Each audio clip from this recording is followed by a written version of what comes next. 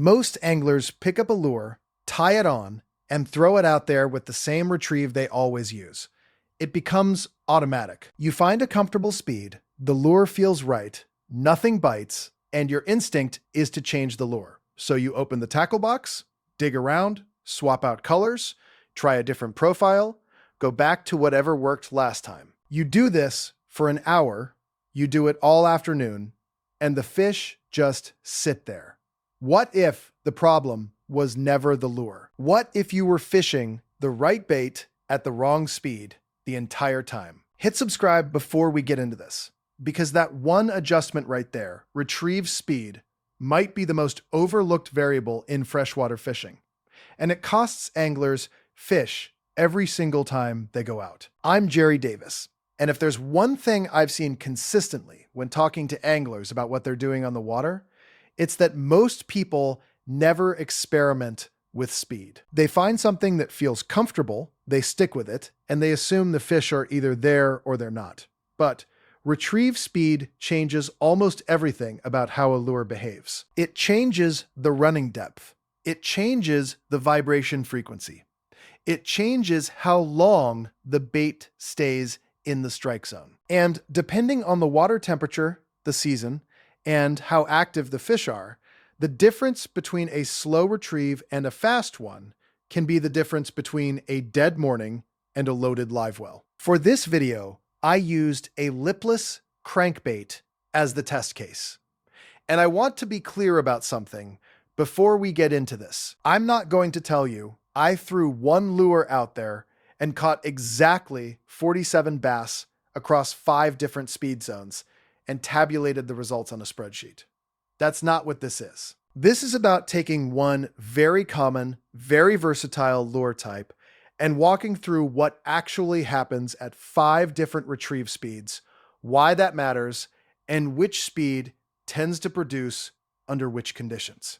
The principles here apply to other lure types too, but the lipless crankbait is a good starting point because it is genuinely one of the most speed-sensitive baits in your box. A lipless crankbait is one of those lures that looks simple. It's a hard-bodied bait with rattles inside, no lip, a tight shimmy action, and it sinks when you stop reeling. That sinking characteristic is part of why retrieve speed matters so much with this bait. You can keep it near the surface, pull it through the middle of the water column, let it drop, burn it just under the surface, or yo-yo it off the bottom. Same bait, same hook, same color. Completely different presentations depending on what your hands are doing. The first speed is what most anglers would call a crawl. This is a retrieve so slow that you can barely feel the bait vibrating. The lure is sinking, ticking the bottom, kicking up little puffs of sediment, and moving with long pauses in between. A lot of people don't fish a lipless crankbait this slowly because it doesn't feel active. It feels like nothing is happening. But in cold water, when base metabolism slows down and fish are sitting tight to the bottom in deeper areas, this can be exactly what gets a bite. The bait is spending more time in the strike zone. The action is subtle. Fish that are lethargic don't want to chase something burning across the room. They want something drifting past them slowly enough that it costs them minimal energy to eat it. The key to fishing this slowly is rod position. Keep the rod tip up, reel just fast enough to maintain light contact with the bait, and let the bait drop back every few feet. When it touches the bottom, resist the urge to immediately reel. Let it sit for a second, then lift the rod, reel down, and let it settle again. A lot of cold water strikes happen on that drop or right at the pause. If you feel any pressure, any tick that doesn't feel like the bottom, set the hook. The bites at this speed tend to be subtle, and if your line has a lot of slack or stretch, you'll miss them. The second speed is a slow, steady retrieve. Not crawling, not burning, just a consistent medium-slow crank that keeps the bait just above the bottom, or swimming through the mid-depth range. This is probably the most effective all-around speed for a lipless crankbait in cool water. The bait maintains a readable vibration in your hand. You can feel if it picks up weeds. You can feel the bottom.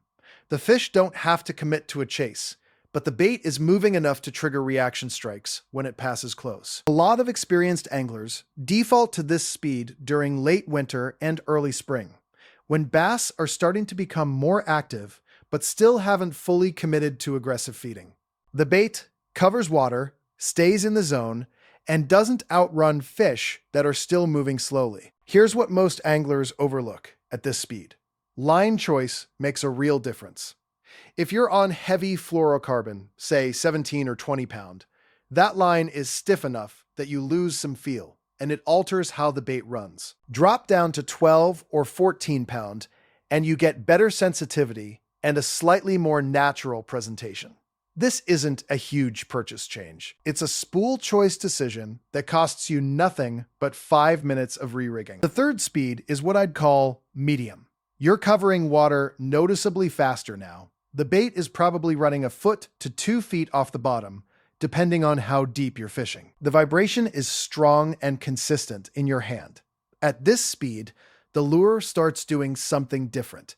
It becomes a reaction bait. You're triggering fish that haven't decided to eat yet. A bass sees something moving with confidence and consistency through its territory. And sometimes, that triggers a strike that has nothing to do with hunger. It's just instinct. Cover defense, competition, aggression. Call it whatever you want. The point is that the medium retrieve produces a different kind of bite than the slow retrieve. Those slow retrieve bites are often softer. Medium speed bites tend to be harder. The fish has to commit a little more. Medium retrieve is where this bait shines in late spring and early fall, when water temperatures are in that comfortable range for bass, generally somewhere in the mid-50s to mid-70s, depending on your fishery. The fish are active, but not in maximum hunting mode.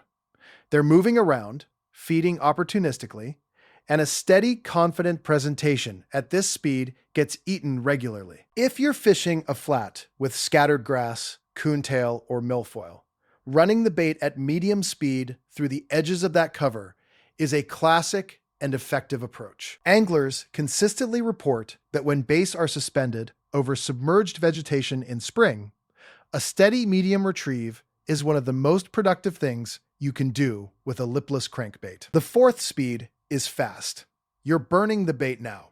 Straight, fast retrieve, rod tip down, reeling as quickly as you comfortably can. The bait is running high in the water column and vibrating aggressively.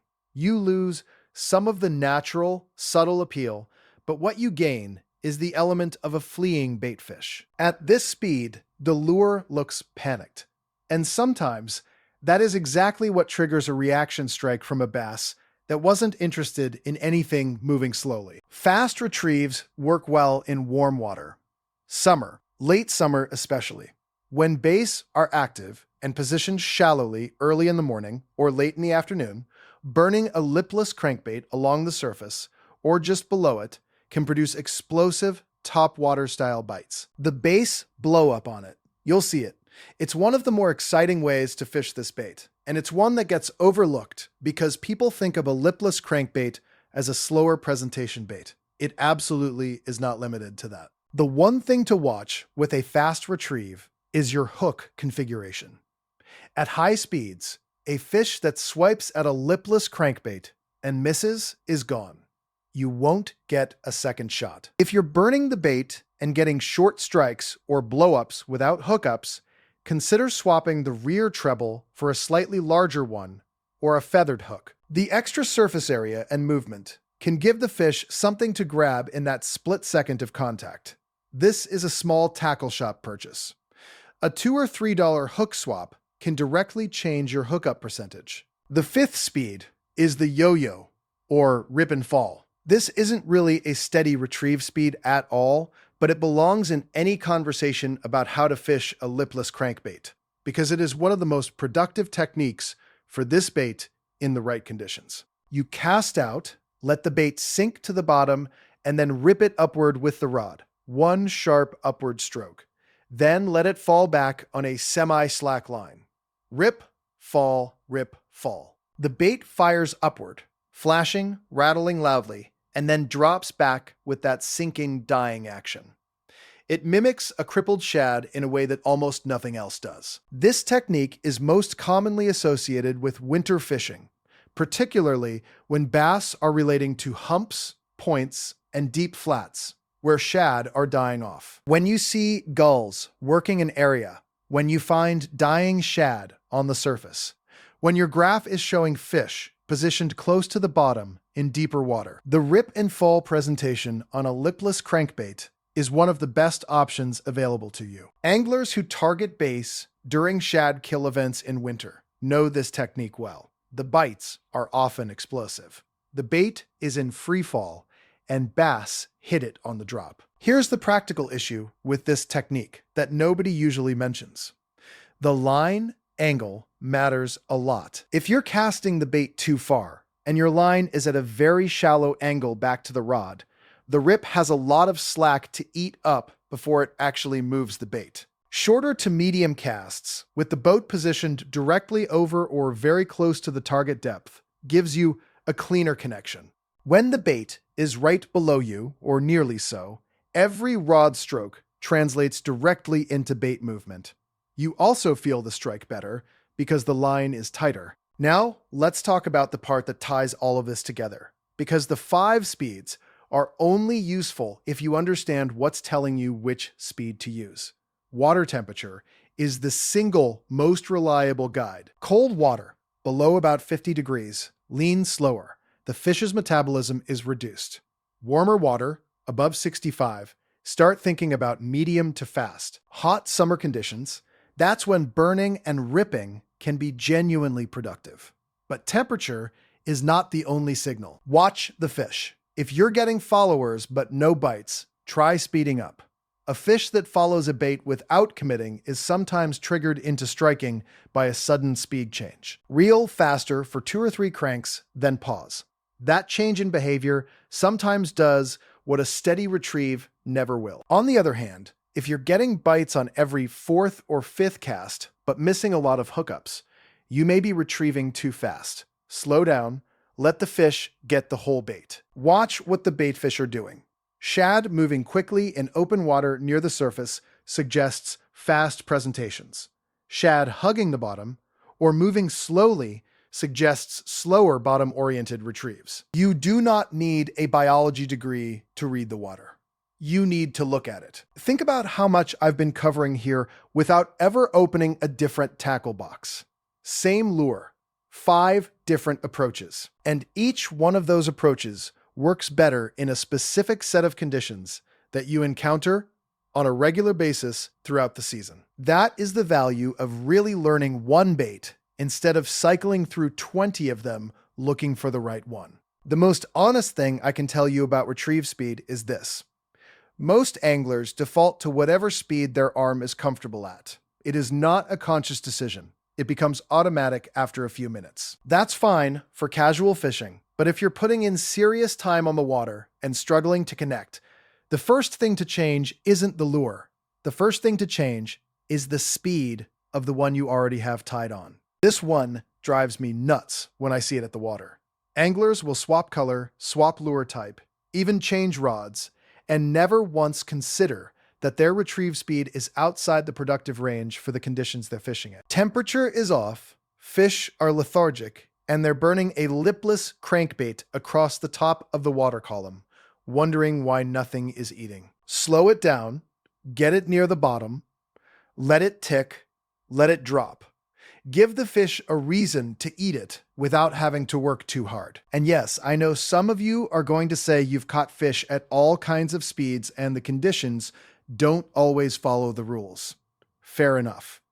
Fish don't read books, but if you develop a deliberate habit of matching retrieve speed to water temperature, fish activity level, and bait behavior in the area, you will connect more often than the angler who defaults to the same speed every time. That's not an opinion.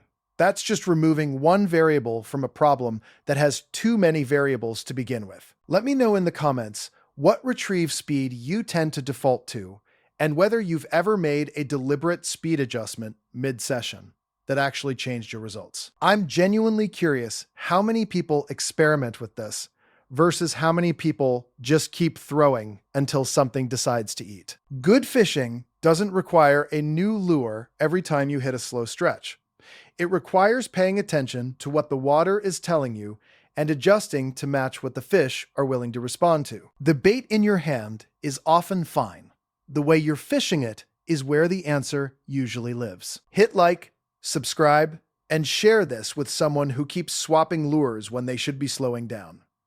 I'm Jerry Davis, and I'll catch you in the next one.